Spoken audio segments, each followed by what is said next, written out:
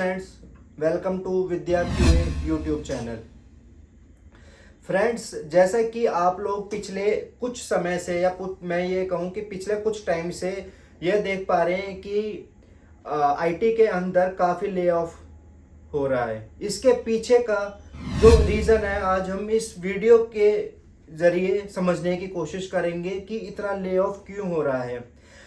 पिछले कुछ टाइम में हम लोगों ने ये देखा है कि जो इंडियन एमएनसीज कंपनी हैं, मैं बात करूं इन्फोसिस की या बात करूं टीसीएस की या बात करूं एचसीएल की या बात करूं विप्रो की, किसी भी इंडियन एमएनसी की मैं बात करूं तो जिनमें यह कहा जाता था कि अगर आप एक बार इन कंपनीज में जॉब अगर आपकी लग जाती है तो आपकी जॉब सिक्योर है।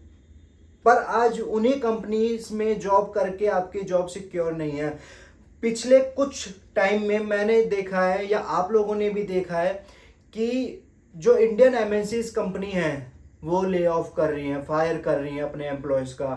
तो इसके पीछे का क्या कारण है, इसके पीछे का क्या रीज़न है, वो आज हम जानेंगे इस वीडियो में। तो शुरुआत करते हैं और बताता हूं मैं कि आप इस डिफ़िकल्ट टाइम में कैसे अपनी जॉब को सिक्योर कर पाएंगे आईटी सेक्टर में, या अगर आप चाहते हैं कि आईटी सेक्टर में जॉब आपकी लग जाए या जॉब पाना, तो वो आपकी लग तो जाएगी पर आप जॉब जो है कैसे स्टेबल कर पाएंगे आईटी सेक्टर में। अभी पिछले दिनों की बात है कि टीसीएस ने 12,000 एम्प्लॉयज को फायर करा। तो इसके पीछे का क्या रीजन रहा जो टीसीएस टाटा ब्रांड को ये स्टेप उठाना पड़ा। मैं अगर बात करूं कोविड की या 2008 की बात करूं, रिसेशन जब था, जब भी इंडियन एमएनसीज ने अपने एम्प्लॉयज को नहीं निकाला था, तो अब ऐसा क्या कारण बनता जा रहा है जिससे कंपनीज को निकालना पड़ रहा है अपने एम्प्लॉयज को। तो टीसीएस के सीईओ का कहना है, जो कि कीर्ति वर्सन उनका नाम है, उनका कहना है कि एआई के आने से ले ऑफ नहीं हो रहा है। उन्होंने कुछ रीजंस बताए हैं, कुछ पॉइंट्स बताए हैं जिसकी वजह से ये ले ऑफ हो रहा है। तो सबसे पहले उन्होंने जो रीजन दिया वो रीजन है स्किल का मिसमैच।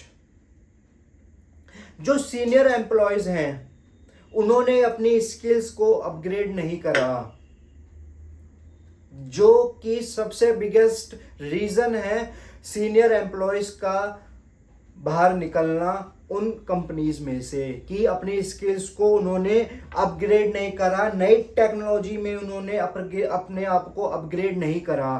तो टीसीएस के सीईओ ने यह सबसे पहला कारण बताया है कि हमने कंपनी में ले ऑफ करा है। सेकंड वजह उन्होंने ये बताई है कि एक्सटेंडेड बेंच टाइम, मतलब कि काफ़ी टाइम से सीनियर एम्प्लॉयज बेंच पे थे जिसकी वजह से उनकी प्रोडक्टिविटी ज़ीरो थी। बेंच पे रहने का रीज़न कि स्किल उनकी अपग्रेड नहीं थी आज की टेक्नोलॉजी से, जिसकी वजह से उनको बेंच पे रहना पड़ा पिछले कुछ टाइम में, जिसका रीज़न ये हुआ कि उनकी स्किल आज की टेक्नोलॉजी के साथ अपग्रेड नहीं हो पाई। थर्ड रीज़न उन्होंने दिया कि स्ट्रक्चरल शिफ्ट। बड़ी कंपनीज, जो भी एमएनसी कंपनीज हैं, वो अपने आप को जो है शिफ्ट कर रही हैं। पहले के टाइम में या अभी तक भी जो हमारे कंपनीज में जो डिलीवरी चलती है वो वाटरफॉल मॉडल पे चलती है, जिसमें मल्टीपल सीनियर रिसोर्स को रखा जाता है। पर अब ये शिफ्ट हो रही है किस पे, अजाइल पे, जहां पे मल्टीपल सीनियर रिसोर्स की कोई ज़रूरत नहीं है, सिर्फ एक रिसोर्स से, सीनियर रिसोर्स से काम हो जाएगा। फोर्थ रीजन उन्होंने ये दिया कि फ्यूचर रीडनेस को, कि कंपनीज अब फ्यूचर को देख के एम्प्लॉयज को जो है रख रही हैं या हायरिंग कर रही है।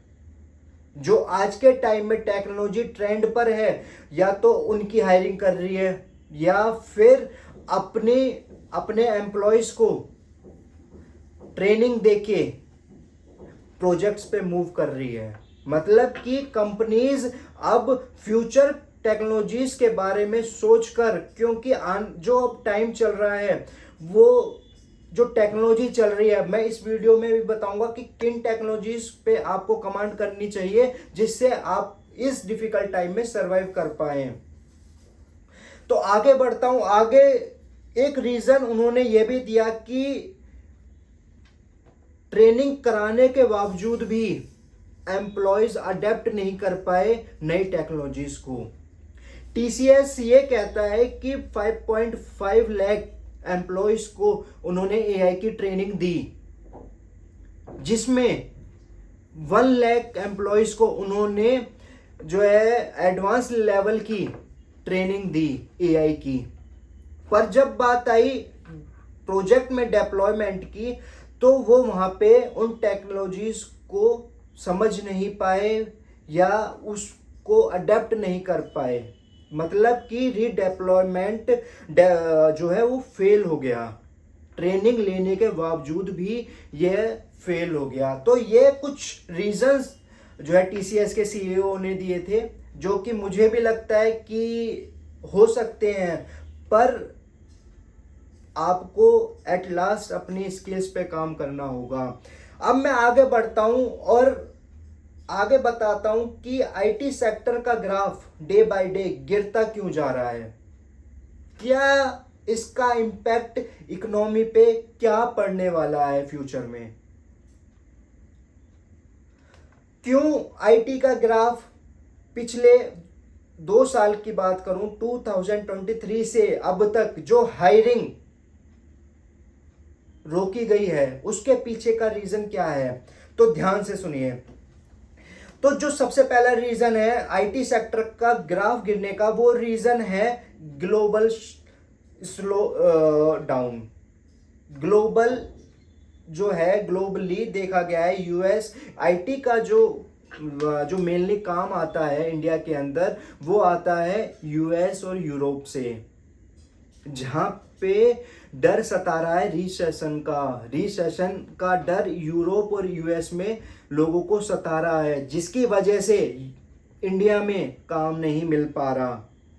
दूसरा रीजन कि लोन्स का हाई इंटरेस्ट रेट हाई होने की वजह से कंपनीज, बात करूं या एक मैं मतलब साधारण व्यक्ति की भी बात करूं, मतलब एक जो है मिडिल क्लास फैमिली की भी बात करूं, वो लोन नहीं ले रही है, क्योंकि रेट ऑफ इंटरेस्ट इतना हाई है कि वो लोग उस चीज को ना लेना तो पसंद कर रहे हैं, पर लोन को स्किप कर रहे हैं, जिसकी वजह से क्या हो रहा है कि इकोनॉमी डाउन होती जा रही है। घूमना फिरना लोग कम करते जा रहे हैं, किसकी वजह से कि लोन ना लेना पसंद कर रहे हैं, रेट ऑफ इंटरेस्ट हाई की वजह से। सेकंड रीजन जो कि अभी बहुत ही मतलब मैं कहूंगा कि सुर्खियों में बना हुआ है, ट्रम्प का टैरिफ अटैक इंडिया पे। ट्रम्प ने धमकी दी है इंडिया को कि आईटी सेक्टर में वो टैरिफ लगा देंगे, मींस कि सर्विस पे भी वो टैरिफ लगाने की सोच रहे हैं, जिसका इम्पैक्ट ये हो रहा है कि आईटी के अंदर वाइट कॉलर इकोनॉमी कोलैप्स होने जा रही है। वाइट कॉलर इकोनॉमी का मतलब होता है जो दिमाग से काम किया जाता है, उसको वाइट इकोनॉमी कॉलर बोला जाता है। जैसे कि आप ऑफिस में अंदर बैठ के काम करते हैं, चाहे वो कोडिंग हो, चाहे वो अकाउंट्स का काम हो, चाहे वो किसी का भी काम हो, मतलब कि दिमाग से जो काम किया जा रहा है उसको वाइट कॉलर इकोनॉमी बोला जाता है। थर्ड रीजन है क्लाइंट का हेजिटेशन। क्लाइंट नए प्रोजेक्ट्स नहीं दे रहा है कंपनीज को। वो क्यों नहीं दे रहा है? क्योंकि जो पैसा है, जो इकोनॉमी है, वो रोटेट नहीं हो पा रही है ढंग से, जिसकी वजह से इंडिया में आईटी कंपनीज को काम नहीं मिल पा रहा है। और सबसे बिगेस्ट रीजन है कि एआई का डिसरप्शन, मतलब कि एआई के आ जाने से जो मैनुअल टेस्टिंग में थे या फिर जिनकी लीगेसी जॉब रोल था, वो जाने का खतरा बढ़ गया है। मतलब कि मैनुअल टेस्टिंग की बात करूं या जो लोग पहले से किसी काम को कर रहे थे, उन्होंने अपनी स्किल्स को अपग्रेड नहीं करा, तो उनके लिए सबसे ज़्यादा खतरा है एआई। एआई ने इन सभी तमाम रोल्स को ख़त्म करने का काम चालू कर दिया है। आगे मैं बढ़ता हूं। अब आगे मैं आपको बताता हूं कि इसका इम्पैक्ट इंडिया की इकोनॉमी में क्या पड़ेगा।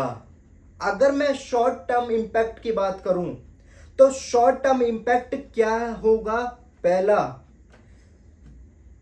जो इंडिया की जो टॉप आईटी कंपनीज हैं 5, उन्होंने 2023 से लेके अब तक 70,000 जॉब्स को कट करा है।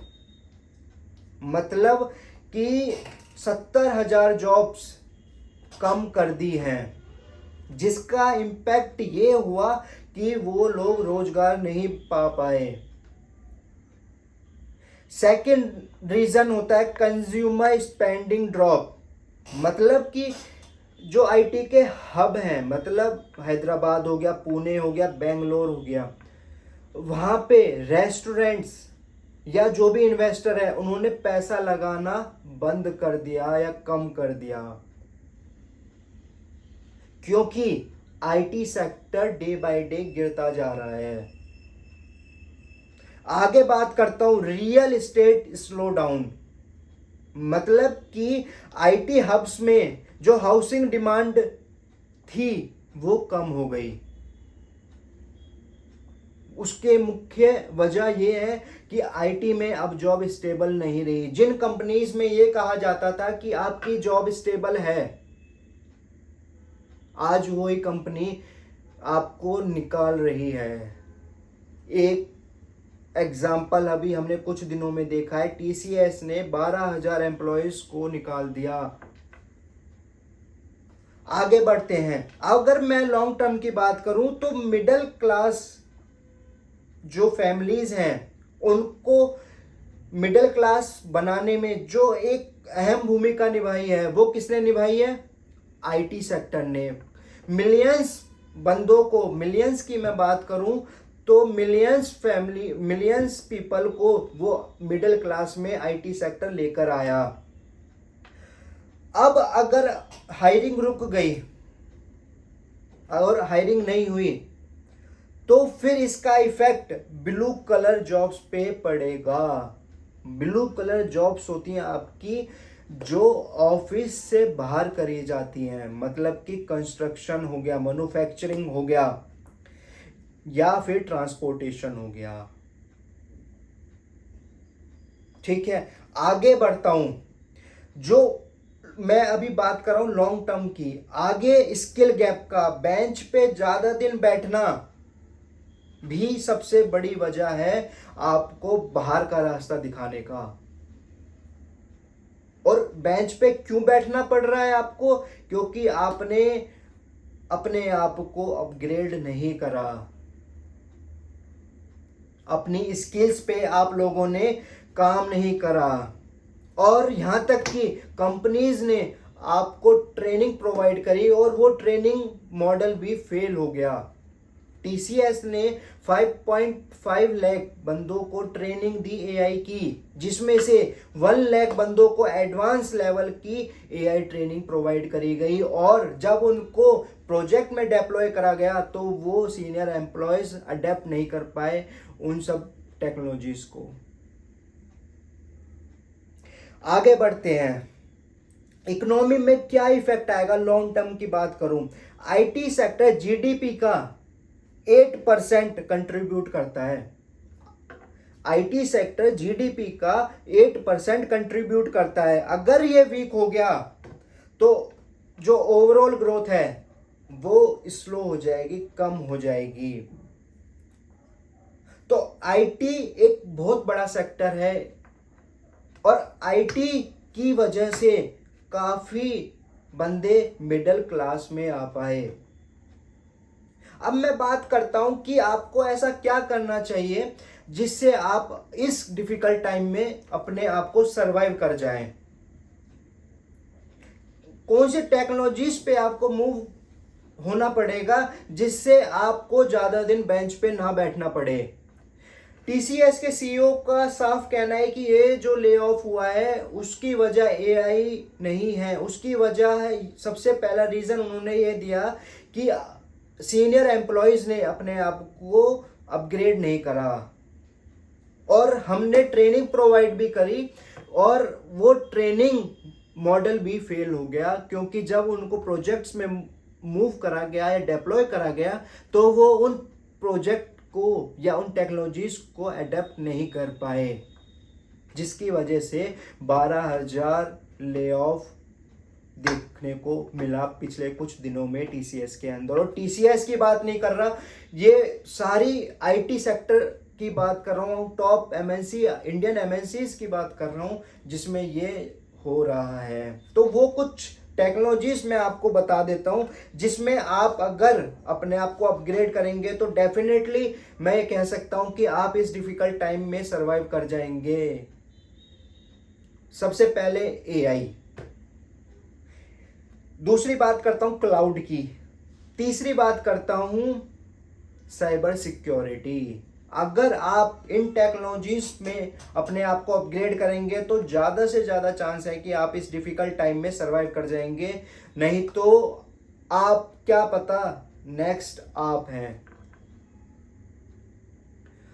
तो मैं आप सभी से एक यही रिक्वेस्ट करूंगा कि आप अपने आप को अपग्रेड करें ताकि आप इस डिफ़िकल्ट टाइम में सरवाइव कर पाएँ, या वो जो भी स्टूडेंट फ्रेशर या नॉन टेक में जो हैं और टेक्नोलॉजी में आना चाहते हैं तो वो अपने आप को अपग्रेड करें। जैसे कि मैंने अभी बताया कि एआई को सीखें, साइबर सिक्योरिटी को सीखें, या फिर क्लाउड को, या फिर और भी टेक्नोलॉजीज हैं उनको सीखें। तो जब ही आप इस डिफिकल्ट टाइम में सरवाइव कर पाएंगे। तो अगर आपको ये मेरी इन्फॉर्मेशन थोड़ी भी इन्फॉर्मेटिव लगी हो तो वीडियो को लाइक करना ना भूलें और अपने फ्रेंड्स को भी ये सर्कुलेट करें, वीडियो शेयर करें, जिससे वो भी टेक्नोलॉजी जो अब ट्रेंडिंग टेक्नोलॉजीज हैं अपने आप को अपग्रेड कर पाएँ। और चैनल को ज़्यादा से ज़्यादा सब्सक्राइब करें और ऐसी इंफॉर्मेटिव वीडियोस मैं आपके सामने लाता रहूँगा, बनाता रहूँगा। और यही कहूँगा कि आज है तो कल है, मतलब कि आज आप अपने आप को अपग्रेड करें तो कल आपका सेफ है। Thank you.